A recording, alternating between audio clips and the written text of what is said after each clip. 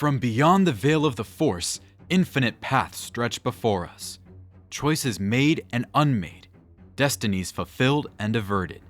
Today, we explore one such path, a galaxy where the Republic's two most catastrophic emergency protocols activate simultaneously, tearing the clone army apart from within and fracturing civilization itself into warring factions, none strong enough to rule, all too broken to surrender. The Republic cruiser shuddered as turbolaser fire raked across its hull. High above Coruscant, Anakin Skywalker and Obi-Wan Kenobi were seconds from breaching General Grievous's flagship, the Invisible Hand. The Battle of Coruscant raged in the space around them, a storm of metal and fire that would mark the beginning of the end for everything they knew. But what neither Jedi sensed, what even the dark presence of Darth Sidious couldn't predict, was that far below on the planet's surface, in the secure intelligence chambers of the Republic Senate, a far more devastating battle was about to begin. Masamada stood in the shadowed corridor outside the Chancellor's private chambers, his datapad glowing with clone deployment protocols. The Shagrian was performing routine verification of the emergency command systems, a task Palpatine had assigned him that morning. What Ameta didn't know was that Mon Mothma's intelligence operatives were simultaneously probing the same network from a remote terminal, searching for evidence of the Chancellor's manipulation of the war. The two access points, probing the same protocols at the same moment, created a cascade failure in the Kaminoan inhibitor chip network. A corrupted data packet formed in the space between legitimate authorization and unauthorized intrusion, and it began replicating through the system like a virus. The clone command network, designed for absolute reliability, suddenly had a fatal flaw, and no one realized it until it was far too late. The timing was almost poetic in its horror. At the exact moment Anakin Skywalker severed Count Dooku's head aboard the Invisible Hand, Palpatine was returning to his office, his mind already turning toward the final phase of his grand design. He settled into his chair, allowed himself a thin smile, and spoke the words he'd been waiting decades to utter. "Execute Order 66. The command rippled outward through the clone army's neural network at the speed of light, traveling through hyperspace relay stations to every clone trooper in the galaxy. But in that same instant, the corrupted packet triggered the dormant Order 65 protocol, amplified by Mon Mothma's probe still active in the system. Two contradictory commands slammed into the inhibitor chips of 3 million clone troopers simultaneously. Execute the Jedi as traitors. Execute the Chancellor as a traitor.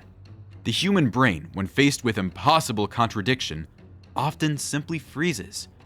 But these weren't human brains making the decision. These were biological computers forced to process conflicting code at a fundamental level. The chips, each with microscopic variations in sensitivity and processing speed, resolved the conflict differently based on signal strength, individual neural chemistry, and pure chance. And so, the clone army did the only thing it could do. It split, not cleanly down the middle, but in an unpredictable pattern that turned brother against brother with no warning and no logic. On the plains of Kashyyyk, Commander Gree raised his blaster toward Master Yoda's back. His finger tightened on the trigger. But the clone trooper beside him, CT-7217, suddenly turned and fired at Gree instead, shouting that the Chancellor was compromised. Gree stumbled, confused, his chip telling him two truths that couldn't coexist.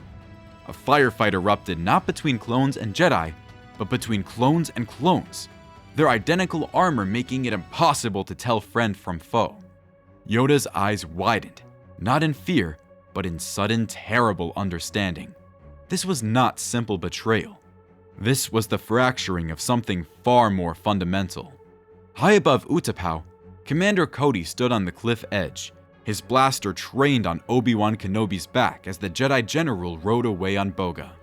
"Blast him!" Cody's ship commanded. But another voice, just as loud, just as absolute, screamed in his neural pathways. "The Chancellor is the traitor. Protect the chain of command." Cody's finger froze on the trigger. Sweat beaded on his forehead. His men were looking at him, waiting for the order. Half of them had already raised their weapons toward the Jedi. The other half were turning their blasters toward the Republic command post, where officers loyal to Palpatine were coordinating the assault. In the chaos that erupted, Obi-Wan sensed the disturbance through the Force and spurred Boga into the canyon systems, vanishing into the labyrinth of Utapau's sinkholes while clone troopers slaughtered each other on the platforms above. Cody watched him go, unable to pursue, unable to make sense of what was happening to his brothers, unable to do anything but survive. Enjoying our alternative Star Wars universe?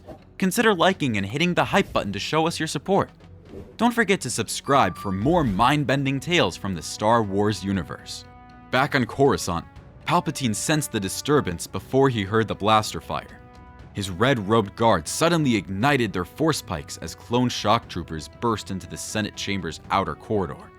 But these weren't troopers coming to escort him to safety. Half of them were screaming, "The Chancellor is under arrest by order of the Senate," while the other half were firing at the first group, shouting about traitors and sedition. Palpatine rose from his chair, his face a mask of fury. This was impossible.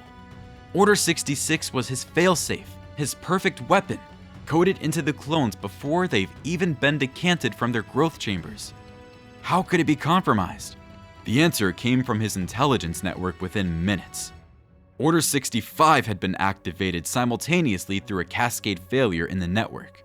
Mon Mothma's operatives had been probing the system, and the security collision had triggered both protocols at once. Someone had tried to check his power, and in doing so, had destroyed the very foundation of his grand design. For the first time in decades, Palpatine felt something close to fear. The hours that followed would become legend in a history that no one would ever properly record. Anakin Skywalker had returned to Coruscant with Obi-Wan and the Chancellor, but as the city descended into chaos, Palpatine had pulled him aside into a secure chamber. There, with fire consuming the Senate district outside and the sound of clone-on-clone warfare echoing through the streets, Palpatine revealed himself as Darth Sidious and spoke of power, of loss, of the secrets that could save Padme from the death Anakin had foreseen in his visions. The revelation should have taken time, should have been carefully orchestrated, but there was no time left. The galaxy was tearing itself apart. Anakin, desperate and afraid, made his choice in a moment rather than across days. He'd helped Sidious strike down Mace Windu when the Jedi Master came to arrest the Chancellor. And in that instant of betrayal, Anakin Skywalker had died and Darth Vader had been born. Not through careful corruption, but through a choice made in panic and desperation. In the Jedi Temple, Anakin Skywalker marched at the head of the 501st Legion, his new Sith eyes burning yellow beneath his hood. He was Darth Vader now, an instrument of his master's will, and he would purge the Jedi Order down to its youngest initiate. The great doors of the temple burst open, and the clones flooded in behind him. Jedi Padawans and temple guards scrambled to respond, their lightsabers igniting in the sudden chaos. Anakin struck down the first Jedi he encountered, a temple guard whose name he'd never learned. The clones opened fire, and then everything went wrong. Half the 501st suddenly turned their weapons on their brothers. Blue bolts crisscrossed the temple's grand hall in a deadly lattice. Clone troopers who'd fought side by side for 3 years were now gunning each other down with mechanical precision. Anakin whirled, his confusion momentarily breaking through the dark side's grip on his mind. "What are you doing?" He roared at his squadron leader who was dragging one of Anakin's own men away in binders, screaming about following senatorial authority and arresting all operatives of a compromised chancellor. The Jedi, stunned by the reprieve, rallied, but they weren't fighting a clone army anymore. They were caught in the middle of a 3-way battle. Clones loyal to Palpatine trying to execute Order 66, clones loyal to Order 65 trying to arrest everyone associated with the Chancellor, including the troops executing Jedi, and Jedi desperately defending younglings who were huddled in the temple's inner sanctuaries. Lightsabers clashed against blaster bolts. Clone armor sparked and cracked. The temple's polished floors ran red with the blood of all 3 factions. Anakin watched a clone trooper he'd served with since Christophsis get shot in the back by his own brother. He watched the perfect unity of the Grand Army of the Republic shatter like transparent steel under a thermal detonator. And for the first time since he knelt before Palpatine and accepted the name Vader just hours ago, doubt crept into his heart. If his master couldn't control his own army, if the power Sidious had promised was this fragile, what else had he been wrong about? What had Anakin truly sacrificed Mace Windu for? Master Yoda fled Kashyyyk aboard an escape pod with the help of Chewbacca and Tarful. The Wookiees had watched in amazement as the clone army tore itself apart before their eyes. As the pod rocketed towards space, Yoda closed his eyes and reached out through the Force. He sensed death, yes, but not the focused extermination he'd feared. He sensed confusion, chaos, a fracturing of the Republic's military that defied all understanding. Half the Jedi were dying as planned, but the other half were surviving because their would-be executioners were fighting each other. The Force itself seemed to scream in bewilderment, showing him fractured visions of Coruscant burning not from conquest, but from civil collapse. He set course for Coruscant, knowing that whatever awaited him there would be far worse than a rising empire. On Coruscant, the Senate District had become a war zone. Mon Mothma, Bail Organa, and Padme Amidala huddled in a secure chamber as explosions rocked the building. Through the windows, they could see Republic gunships firing on each other, clone units engaging in brutal close-quarters combat in the plaza below. Mas Amedda burst into the chamber, his face ashen, trying to explain that his routine security check had somehow triggered a catastrophic cascade, that Order 65 had activated alongside Order 66, that he hadn't meant for any of this to happen. His words were drowned out by the sound of something massive impacting the Senate's eastern wing.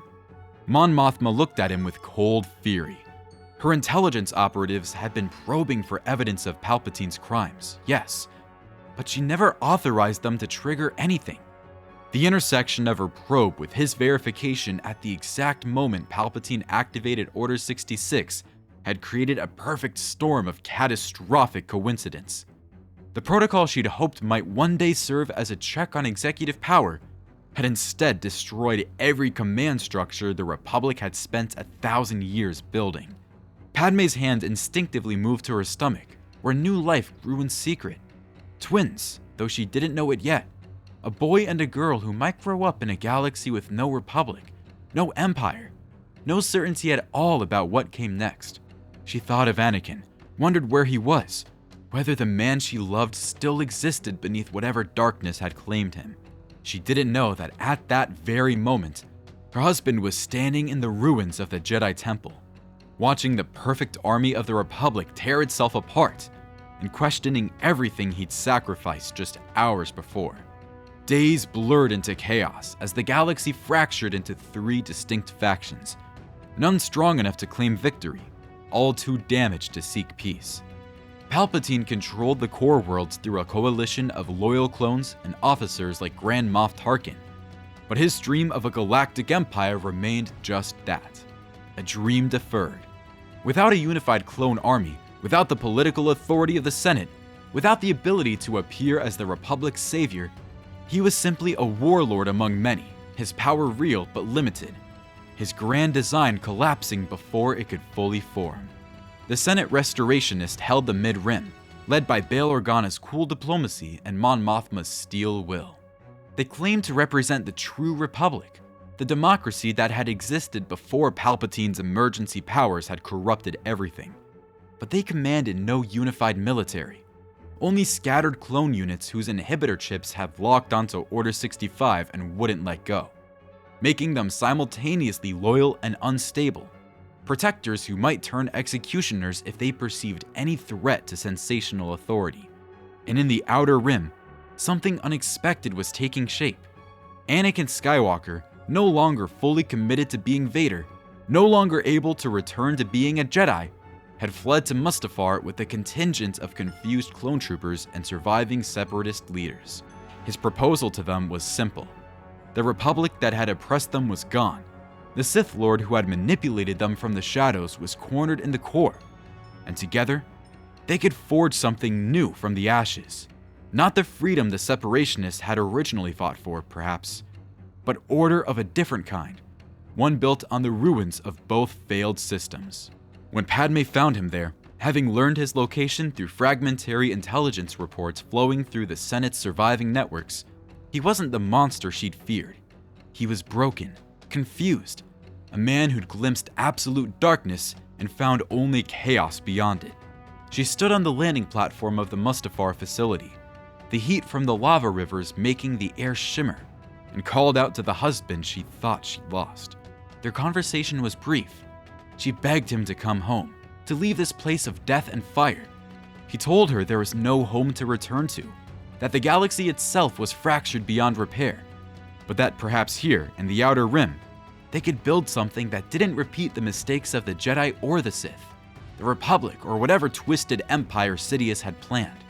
When Obi-Wan arrived, having survived Utapau and tracked his former apprentice across the stars, he came not to duel, but to retrieve, not to destroy, but to save what remained of his brother. The lightsabers that ignited on that platform sparked more from desperation than hatred. Two men fumbling in the darkness for something solid to hold onto, while the galaxy burned around them. Their duel was brief and inconclusive, ending not with triumph or tragedy, but with exhaustion. Obi-Wan couldn't kill Anakin. Anakin couldn't kill Obi-Wan. And Padme stood between them, her voice cutting through the sound of clashing blades, demanding they both stop destroying each other when there was nothing left to fight over. Palpatine's end came not in a climactic duel with a Jedi champion, but in a conference room, surrounded by clone commanders whose chips had executed Order 65 with ruthless efficiency. He tried to rally his loyalist forces, tried to consolidate power in the core worlds, tried to salvage some version of his empire from the ruins of his plan. But the clones carrying out Order 65 were systematic, relentless, and immune to political maneuvering. They'd identified him as the compromised Chancellor that their protocols demanded they remove, and they came for him with the same mechanical precision they brought to every mission. He tried to use the Force to escape, to dominate their minds, to call down lightning that would reduce them to ash, but there were too many, coming from too many angles, and even a Dark Lord of the Sith couldn't deflect blaster bolts forever. Palpatine, Darth Sidious, the architect of the Clone Wars, the man who'd spent decades orchestrating the fall of the Jedi and the rise of the Sith, bled out on the floor of a Senate conference room while the building burned around him and clone troopers continued their firefights in the corridors outside. His last words were lost to history, swallowed by the sound of the Republic's final collapse. 1 month later, the galaxy existed in a state of perpetual imbalance. The Clone Wars hadn't ended so much as evolved into something more fragmented and desperate. There was no empire for rebels to fight against, no republic to restore. There were only factions, territories, warlords, and survivors trying to make sense of a civilization that had destroyed itself through the very mechanisms designed to protect it. Yoda and Obi-Wan met in exile on a remote world whose name didn't matter. They sat in silence for a long time, two relics of an order that had failed to see its own destruction coming until it was too late. The Jedi were scattered now, neither hunted nor welcomed, trusted by no one, needed by everyone. Some had joined the Senate faction, offering their services as peacekeepers and mediators. Some had gone into hiding, unable to face a galaxy that blamed them as much as it blamed Palpatine for the war. A few had even followed Anakin to the Outer Rim, seduced not by darkness, but by the promise of something different than the failed systems that had led them all to this moment. Somewhere on Mustafar, Anakin Skywalker stood before a gathering of unlikely allies. Separatist senators, rogue clone commanders, Outer Rim governors, and two former Jedi who'd abandoned their oaths, but not their principles. Padme stood beside him, her pregnancy beginning to show, a visible reminder that whatever galaxy they were building would belong to the next generation more than to theirs. Anakin wasn't building a Sith empire. He wasn't restoring the Republic. He was doing something humanity had done since the dawn of civilization, making it up as he went along, hoping the next choice would be better than the last, trying to forge order from chaos, not through domination, but through the messy, complicated work of actually bringing people together. The galaxy turned, indifferent to the chaos on its surface. Stars were born and died. hyperspace lanes remained open. Somewhere, children who would never know the Republic or the Empire or the clear moral certainties of the past played games their parents couldn't remember teaching them. And perhaps, in the bellies of ships fleeing toward uncertain futures, twins grew in secret. A boy and a girl who might one day bring balance to a force that had been shattered as completely as the civilization it flowed through. Life, as it always does, continued. Two orders meant to protect the Republic from its enemies had instead revealed a fundamental truth: that any system built on absolute control contains within it the seeds of absolute collapse. Order 66 was supposed to eliminate the Jedi threat. Order 65 was supposed to check executive power run amok. Together, executed simultaneously through a cascade of coincidence and catastrophe, they eliminated the only thing that had ever really mattered: trust in the institutions that held civilization together. The Republic died not with thunder, not with the rise of an empire in its place, not even with a clear victor to write the history books. It died with a confused whimper as its own safeguards turned weapons and fired in every direction at once, as brothers shot brothers without understanding why, as the perfect army designed to protect democracy instead tore it apart from within. And in the fractured galaxy that remained, everyone was left to answer the same impossible question: what do you build when even the foundation itself is broken beyond repair? If you enjoyed this journey into an alternative Star Wars universe, where destiny takes unexpected turns and balance means something entirely different, make sure to subscribe to our channel. We explore the infinite possibilities hidden within the galaxy far, far away, asking the questions that reshape everything you thought you knew. The Force has many paths. Come discover them with us.